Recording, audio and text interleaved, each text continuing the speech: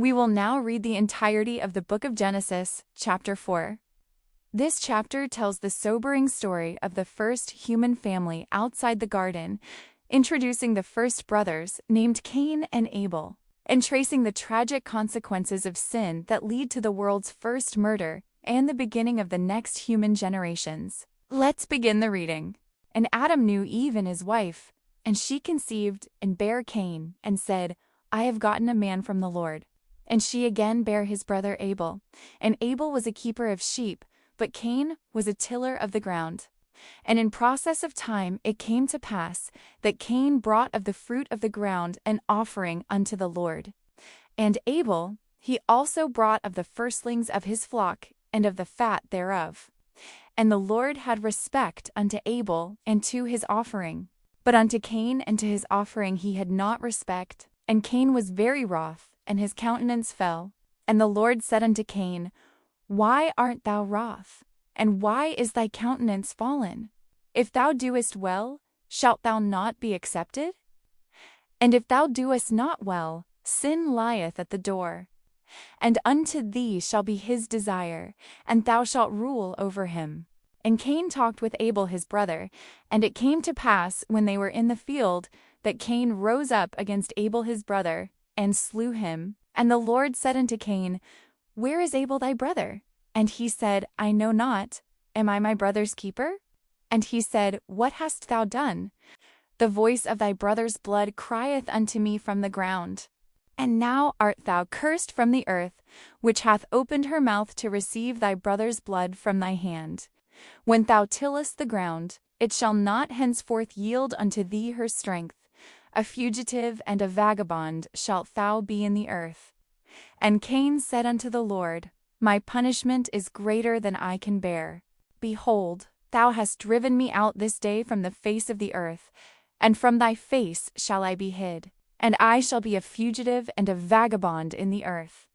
And it shall come to pass that every one that findeth me shall slay me. And the Lord said unto him, Therefore whosoever slayeth Cain, vengeance shall be taken on him sevenfold. And the Lord set a mark upon Cain, lest any, finding him, should kill him.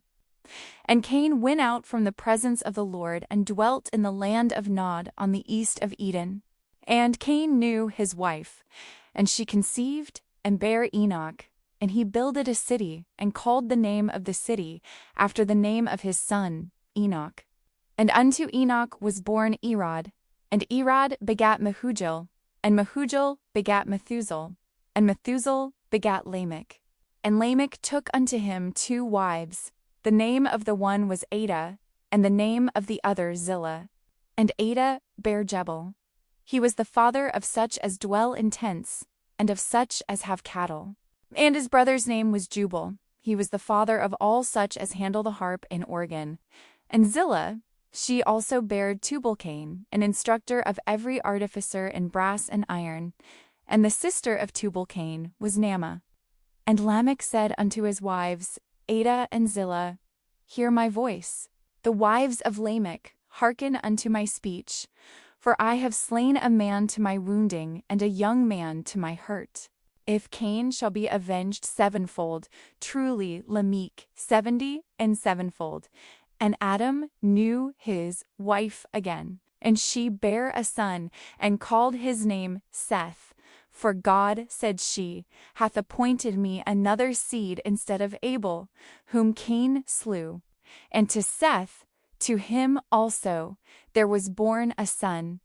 And he called his name Enos. Then began men to call upon the name of the Lord.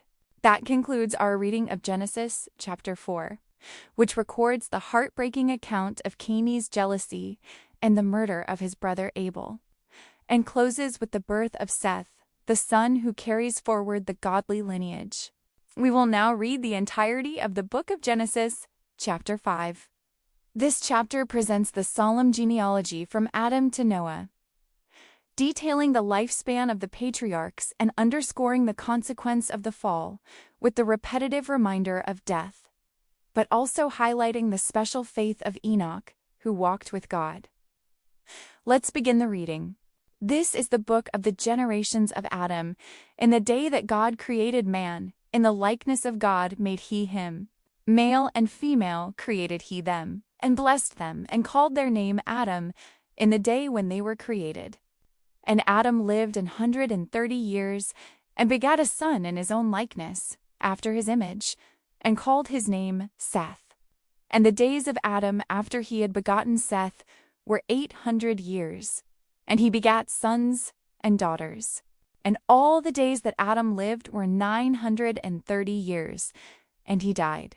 And Seth lived 105 years, and begat Enos. And Seth lived after he begat Enos 807 years, and begat sons and daughters.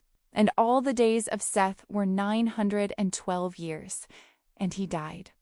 And Enos lived 90 years, and begat Kenan. And Enos lived after he begat Cainan 815 years, and begat sons and daughters. And all the days of Enos were 905 years, and he died. And Kenan lived 70 years, and begat Mahalalel. And Kenan lived after he begat Mahalalel 840 years, and begat sons and daughters. And all the days of Kenan were 910 years, and he died. And Mahalalel lived 65 years, and begat Jared. And Mahalalel lived after he begat Jared 830 years, and begat sons and daughters. And all the days of Mahalalel were 895 years, and he died. And Jared lived 162 years, and he begat Enoch. And Jared lived after he begat Enoch 800 years, and begat sons and daughters. And all the days of Jared were 962 years, and he died. And Enoch lived 65 years, and begat Methuselah. And Enoch walked with God after he begat Methuselah 300 years, and begat sons and daughters. And all the days of Enoch were 365 years. And Enoch walked with God, and he was not, for God took him. And Methuselah lived 187 years, and begat Lamech. And Methuselah lived after he begat Lamech 782 years, and begat sons and daughters. And all the days of Methuselah were 969 years, and he died. And Lamech lived 182 years, and begat a son. And he called his name Noah, saying, This same shall comfort us concerning our work and toil of our hands, because of the ground which the Lord hath cursed. And Lamech lived after he begat Noah 595 years, and begat sons and daughters.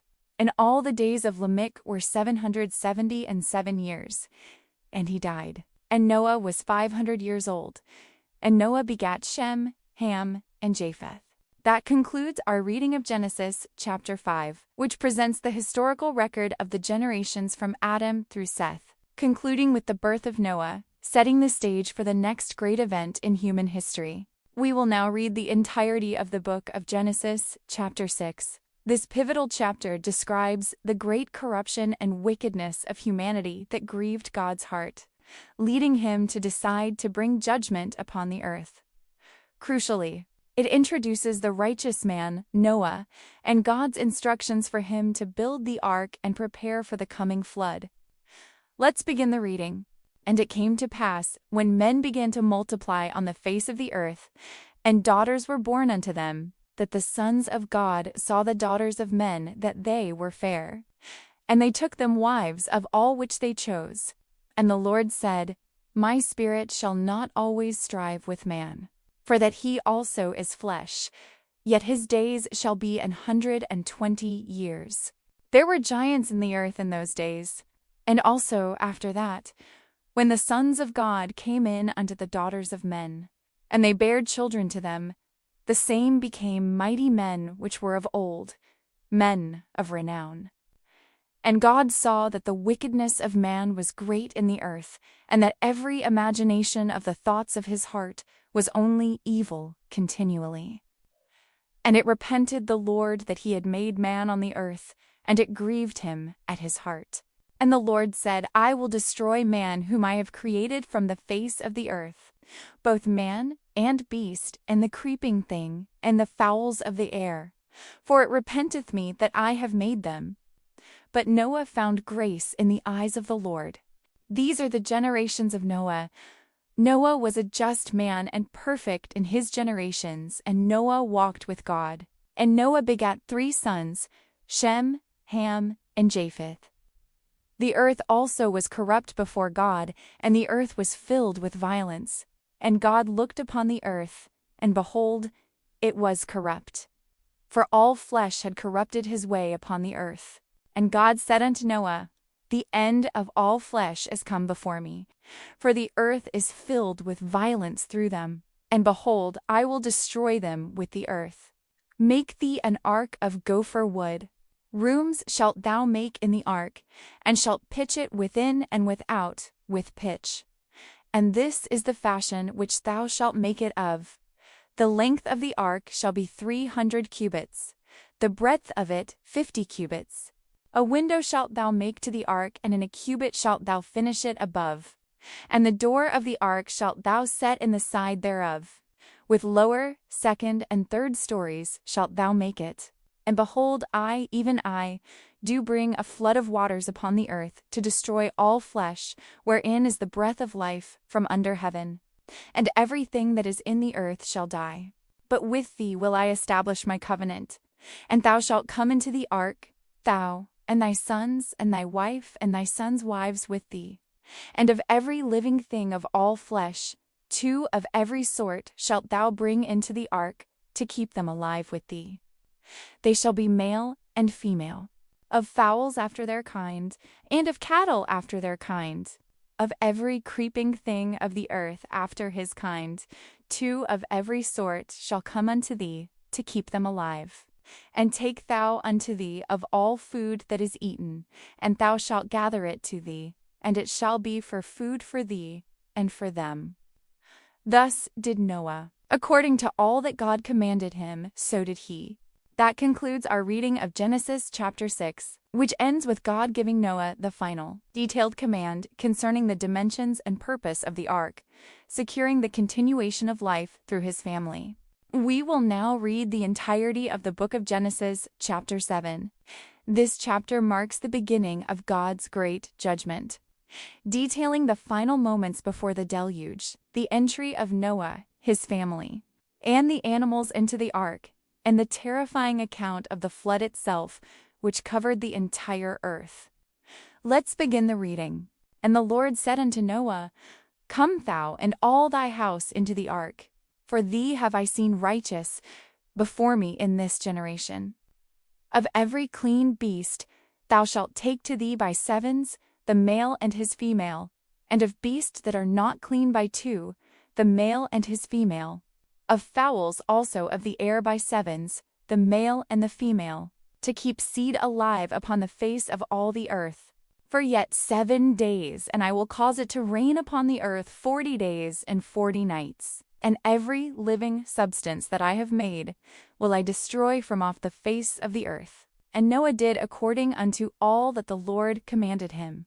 And Noah was 600 years old when the flood of waters was upon the earth. And Noah went in, and his sons, and his wife, and his sons' wives with him, into the ark, because of the waters of the flood, of clean beasts, and of beasts that are not clean, and of fowls, and of everything that creepeth upon the earth. There went in 2 and 2 unto Noah into the ark, the male and the female, as God had commanded Noah. And it came to pass after 7 days, that the waters of the flood were upon the earth. In the 600th year of Noah's life, in the 2nd month, the 17th day of the month, the same day were all the fountains of the great deep broken up, and the windows of heaven were opened, and the rain was upon the earth 40 days and 40 nights.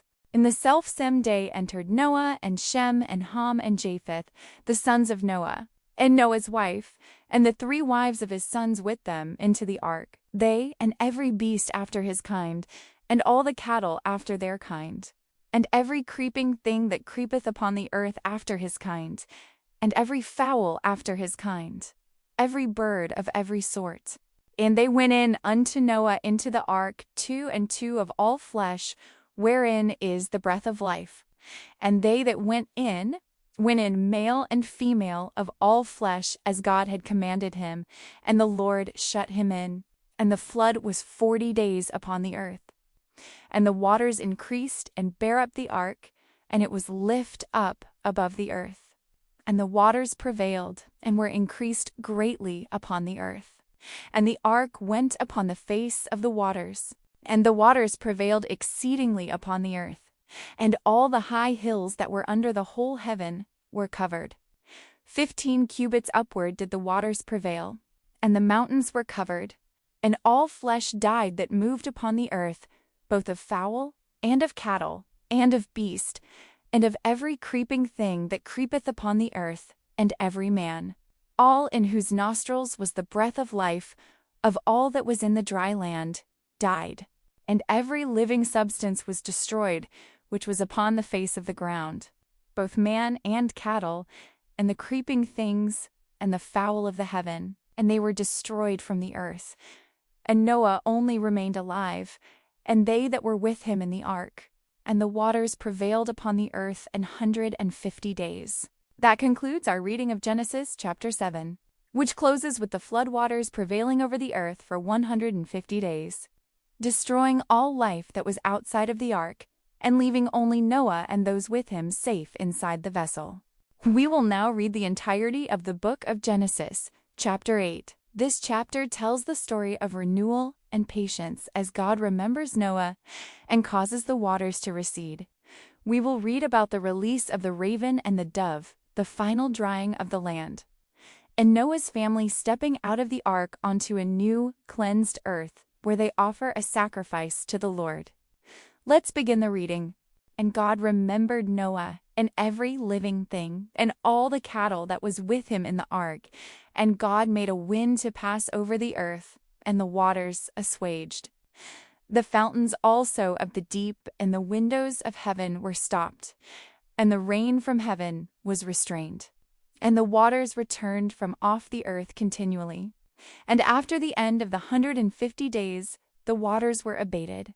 And the ark rested in the 7th month, on the 17th day of the month, upon the mountains of Ararat. And the waters decreased continually until the 10th month, in the 10th month. On the 1st day of the month were the tops of the mountains seen. And it came to pass at the end of 40 days that Noah opened the window of the ark which he had made. And he sent forth a raven, which went forth to and fro, until the waters were dried up from off the earth. Also, he sent forth a dove from him to see if the waters were abated from off the face of the ground. But the dove found no rest for the sole of her foot, and she returned unto him into the ark, for the waters were on the face of the whole earth. Then he put forth his hand, and took her, and pulled her in unto him into the ark. And he stayed yet other 7 days, and again he sent forth the dove out of the ark. And the dove came into him in the evening, and lo, in her mouth was an olive leaf plucked off. So Noah knew that the waters were abated from off the earth. And he stayed yet other 7 days, and sent forth the dove, which returned not again unto him any more. And it came to pass in the 601st year, in the 1st month, the 1st day of the month, the waters were dried up from off the earth. And Noah removed the covering of the ark, and looked, and behold, the face of the ground was dry. And in the 2nd month, on the 27th day of the month, was the earth dried. And God spake unto Noah, saying, Go forth of the ark, thou and thy wife and thy sons wives with thee.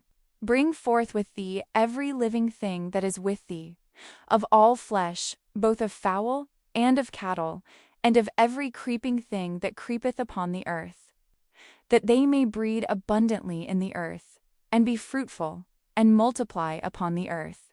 And Noah went forth, and his sons, and his wife, and his sons' wives with him, every beast, every creeping thing, and every fowl, and whatsoever creepeth upon the earth, after their kinds, went forth out of the ark. And Noah builded an altar unto the Lord. and took of every clean beast and of every clean fowl, and offered burnt offerings on the altar. And the Lord smelled a sweet savor, and the Lord said in his heart, I will not again curse the ground any more for man's sake. For the imagination of man's heart is evil from his youth. Neither will I again smite any more everything living as I have done. While the earth remaineth, seed time and harvest, and cold and heat, and summer and winter, and day and night shall not cease. That concludes our reading of Genesis chapter 8, which ends with Noah building an altar to the Lord and offering burnt offerings, and God establishing a covenant with himself that he would never again curse the ground or strike down all living creatures in the manner he had done. We will now read the entirety of the book of Genesis, chapter 9. This chapter records God's first covenant with humanity after the flood, in which he blesses Noah and his sons, reestablishes the command to be fruitful and multiply, confirms the sanctity of human life, and places the beautiful rainbow in the sky as the eternal sign of his promise, never again to destroy the earth by water. Let's begin the reading. And God blessed Noah and his sons, and said unto them, Be fruitful, and multiply, and replenish the earth. And the fear of you and the dread of you shall be upon every beast of the earth, and upon every fowl of the air, upon all that moved upon the earth, and upon all the fishes of the sea. Into your hand are they delivered. Every moving thing that liveth shall be meat for you. Even as the green herb have I given you all things. But flesh with the life thereof, which is the blood thereof, shall ye not eat. And surely your blood of your lives will I require. At the hand of every beast will I require it, and at the hand of man. At the hand of every man's brother will I require the life of man. Whoso sheddeth man's blood, by man shall his blood be shed, for in the image of God made he man. And you, be ye fruitful, and multiply. Bring forth abundantly in the earth, and multiply therein. And God spake unto Noah and to his sons with him, saying, And I, behold, I establish my covenant with you, and with your seed after you, and with every living creature that is with you, of the fowl, of the cattle, and of every beast of the earth with you, from all that go out of the ark to every beast of the earth. And I will establish my covenant with you. Neither shall all flesh be cut off any more by the waters of a flood, neither shall there any more be a flood to destroy the earth. And God said, This is the token of the covenant which I make between me and you and every living creature that is with you, for perpetual generations. I do set my bow in the cloud, and it shall be for a token of a covenant between me and the earth. And it shall come to pass, when I bring a cloud over the earth, that the bow shall be seen in the cloud. And I will remember my covenant, which is between me and you and every living creature of all flesh. And the waters shall no more become a flood to destroy all flesh. And the bow shall be in the cloud, and I will look upon it, that I may remember the everlasting covenant between God and every living creature of all flesh that is upon the earth. And God said unto Noah, This is the token of the covenant, which I have established between me and all flesh that is upon the earth. And the sons of Noah, that went forth of the ark, were Shem, and Ham, and Japheth. And Ham is the father of Canaan. These are the 3 sons of Noah, and of them was the whole earth overspread. And Noah began to be an husbandman, and he planted a vineyard, and he drank of the wine, and was drunken. And he was uncovered within his tent. And Ham, the father of Canaan, saw the nakedness of his father, and told his 2 brethren without. And Shem and Japheth took a garment, and laid it upon both their shoulders, and went backward, and covered the nakedness of their father. And their faces were backward, and they saw not their father's nakedness. And Noah awoke from his wine, and knew what his younger son had done unto him. And he said, Cursed be Canaan, a servant of servants shall he be unto his brethren. And he said, Blessed be the Lord God of Shem, and Canaan shall be his servant. God shall enlarge Japheth, and he shall dwell in the tents of Shem, and Canaan shall be his servant. And Noah lived after the flood 350 years. And all the days of Noah were 950 years, and he died. That concludes our reading of Genesis chapter 9, which concludes the covenant narrative and summarizes the life of Noah, detailing the dispersion of his descendants Shem, Ham, and Japheth, who would repopulate the world. We will now read the entirety of the book of Genesis chapter 10.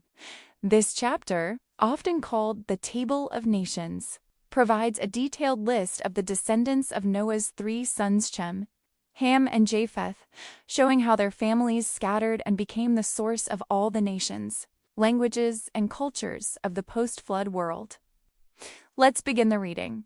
Now these are the generations of the sons of Noah, Shem, Ham, and Japheth, and unto them were sons born after the flood, the sons of Japheth: Gomer, and Magog, and Madai, and Javan, and Tubal, and Meshech, and Tiras, and the sons of Gomer: Ashkenaz, and Rippeth, and Togarmah, and the sons of Javan: Elisha, and Tarshish, Kittim, and Dodanim. By these were the isles of the Gentiles divided in their lands, every one after his tongue, after their families, in their nations. And the sons of Ham, Cush, and Mizraim, and Phet, and Canaan. And the sons of Cush: Seba, and Havilah, and Sabdah, and Ramah, and Sabteka. And the sons of Ramah: Sheba, and Dedin. And Cush begat Nimrod. He began to be a mighty one in the earth. He was a mighty hunter before the Lord, wherefore it is said, even as Nimrod the mighty hunter before the Lord. And the beginning of his kingdom was Babel, and Erech, and Akkad, and Calneh, in the land of Shinar. Out of that land went forth Ashur, and builded Nineveh in the city Rehoboth and Calah, and Racend between Nineveh and Calah. The same is a great city. And Mizraim begat Ludim, and Anamim, and Laabim, and Naphtuhim, and Pathrusim, and Casluhim, out of whom came Philistine, and Caphtorim. And Canaan begat Sidon his firstborn, and Het, and the Jebusite, and the Amorite, and the Girgasite, and the Hivite, and the Archite, and the Sinet, and the Arvadite, and the Zemarite, and the Hamathite. And afterward were the families of the Canaanites spread abroad. And the border of the Canaanites was from Sidon, as thou comest to Gerar, unto Gaza, as thou goest unto Sodom and Gomorrah, and Admah, and Zeboim, even unto Lasha. These are the sons of Ham after their families, after their tongues, in their countries, and in their nations. Unto Shem also, the father of all the children of Eber, the brother of Japheth the elder, even to him were children born. The children of Shem, Elam, and Ashur, and Arphaxad, and Lud, and Aram. And the children of Aram, Uz, and Hal, and Jether, and Mash. And Arphaxad begat Salah, and Salah begat Eber. And unto Eber were born 2 sons. The name of one was Peleg, for in his days was the earth divided. And his brother's name was Joktan.